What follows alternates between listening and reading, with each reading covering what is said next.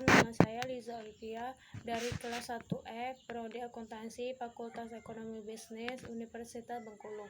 Di sini saya akan menyampaikan materi tentang pokok-pokok ajaran Islam. Yang pertama, menjelaskan pengertian iman. Iman secara bahasa tasdik atau membenarkan, sedangkan secara istilah syar'i, iman adalah keyakinan dalam hati, perkataan di lisan, amalan dengan anggota badan, bertambah dengan melakukan ketaatan dan berkurang dengan maksiat. Para ulama salaf menjadikan amal termasuk unsur keimanan. Oleh sebab itu, iman bisa bertambah dan berkurang, sebagaimana amal juga bertambah dan berkurang. Dengan demikian, definisi iman memiliki 5 karakter: keyakinan hati, perkataan lisan, dan amal perbuatan. Bisa bertambah dan bisa berkurang. Rukun iman ada 6, yaitu 1. Iman kepada Allah, 2. Iman kepada para malaikat Allah, 3. Iman kepada kitab-kitab Allah, 4. Iman kepada Rasul Allah, 5. Iman kepada hari akhir, mengimani tanda-tanda hari kiamat, mengimani hari kebangkitan di padang mahsyar hingga berakhir di surga atau neraka. 6. Iman kepada qada dan qadar, yaitu takdir yang buruk dan yang baik. Poin kedua, menjelaskan ciri-ciri orang beriman dalam Al-Quran. Pertama, punya akhlak yang baik. 2. Selalu bersyukur. 3. Tawakal. 4. Sabar. 5. Menunaikan zakat. Poin ketiga, menjelaskan fungsi keimanan dalam kehidupan. Fungsi iman dalam kehidupan sehari-hari. Yang pertama, iman dengan disertai dengan amal soleh menjadi kunci akan dibukakannya kehidupan yang baik, makmur, dan sejahtera. 2. Iman dapat menimbulkan ketenangan jiwa. 3. Iman akan menimbulkan kasih sayang antar sesama. 4. Lebih mendekatkan diri kepada Sang Pencipta. 5. Iman akan membebaskan manusia dari kekuasaan orang lain.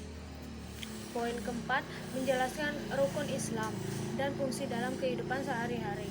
Rukun Islam adalah 5 tindakan dasar dalam Islam, dianggap sebagai fondasi wajib bagi orang-orang beriman dan merupakan dasar dari kehidupan muslim. Semua rukun-rukun itu terdapat pada hadis Jibril. Rukun Islam terdiri dari 5 perkara, yaitu syahadat, menyatakan tiada Tuhan selain Allah dan Muhammad itu utusan Allah. 2. Sholat, ibadah sembahyang 5 waktu sehari. 3. Zakat, memberikan 2,5% dari uang simpanan kepada orang miskin atau orang yang membutuhkan. 4. Sahum atau berpuasa dan mengendalikan diri selama bulan suci Ramadan. 5. Naik haji, pergi beribadah ke Mekah setidaknya sekali seumur hidup bagi mereka yang mampu. Pertama, syahadat atau persaksian ini memiliki makna mengucapkan dengan lisan, membenarkan dengan hati, mengamalkannya melalui perbuatan. Adapun orang yang mengucapkannya secara lisan namun tidak mengetahui maknanya dan tidak mengamalkannya, maka tidak ada manfaat sama sekali dengan syahadatnya. 2. Sholat 5 waktu sehari semalam yang Allah syariatkan untuk menjadi sarana interaksi antara Allah dengan seorang muslim, di mana ia bermunajat dan berdoa kepadanya. Juga untuk menjadi sarana pencegah bagi seorang muslim dari perbuatan keji dan mungkar, sehingga ia memperoleh kedamaian jiwa dan badannya dapat membahagiakannya di dunia dan akhirat. 3. Puasa terdapat beberapa manfaat tak terhingga, diantaranya yang terpenting: pertama, ibadah kepada Allah dan menjalankan perintahnya. 2. Terbesar mencapai takwa kepada Allah Ta'ala. 3. Puasa dari sudut kesehatan, ekonomi, sosial maka amat banyak. Tidak ada yang dapat mengetahuinya selain mereka yang berpuasa atas dorongan akidah dan iman. 4. Zakat. Manfaat mengeluarkan zakat menghibur jiwa-jiwa orang fakir dan menutupi kebutuhan mereka serta menguatkan ikatan cinta antara mereka dan orang kaya. Kelima, rukun Islam kelima adalah haji atau ziarah ke Baitullah Mekah sekali seumur hidup.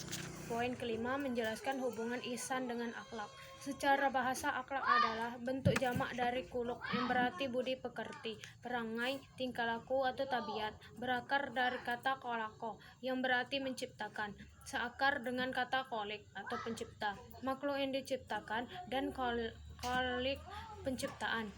Kesamaan akar kata di atas mengisyaratkan bahwa dalam akhlak tercakup pengertian terciptanya keterpaduan antara kehendak kholik Tuhan dengan perilaku makhluk manusia. Pendekatan ihsan dan akhlak sama-sama mencari yang terbaik, terpuji, dan termulia. Ihsan adalah melakukan yang terbaik dalam beribadah pada Allah SWT, baik ibadah mahda maupun ibadah ghairu mahda.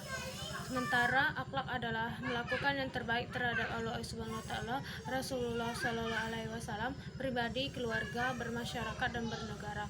Tetapi jika ingin membedakannya, maka ihsan melampaui akhlak. Misalnya adil. Adil adalah salah satu akhlak mulia, tetapi ihsan bisa lebih tinggi dari adil. Menahan marah dan memaafkan kesalahan orang lain adalah akhlak mulia, tetapi membalas perilaku buruk seseorang dengan kebaikan adalah ihsan. Poin keenam, menjelaskan hubungan iman, ilmu, dan amal. Dalam pandangan Islam, antara agama, ilmu pengetahuan, teknologi, dan seni terdapat hubungan yang harmonis dan dinamis yang terintegrasi dalam suatu sistem yang disebut Dinul Islam. Hubungan iman dan amal. Amal saleh merupakan wujud dari keimanan seseorang, berarti orang yang beriman pasti akan beramal saleh. Iman dan amal ibarat sisi mata uang yang tidak dapat dipisahkan. Iman tanpa amal soleh juga diibaratkan sebagai pohon tanpa buah. Dengan demikian, seseorang mengaku beriman harus menjalankan amalan keislamannya. Hubungan ilmu dan amal. Keutuhan tiga aspek tersebut dalam pribadi Muslim sekaligus merealisasikan tujuan Islam sebagai agama pembawa kedamaian, ketenteraman, dan keselamatan. Sebaliknya, pengabaian salah satu aspek akan mengakibatkan kerusakan dan kehancuran. Contohnya saja, agama atau iman berfungsi untuk memberikan arah bagi seorang ilmuwan untuk mengamalkan ilmunya. Dengan didasari oleh keimanan yang kuat, pengembangan ilmu dan teknologi akan selalu dapat dikontrol, berada pada jalur yang benar. Sebaliknya, tanpa dasar keimanan, ilmu dan teknologi dapat disalahgunakan sehingga mengakibatkan kehancuran bagi orang lain dan lingkungan.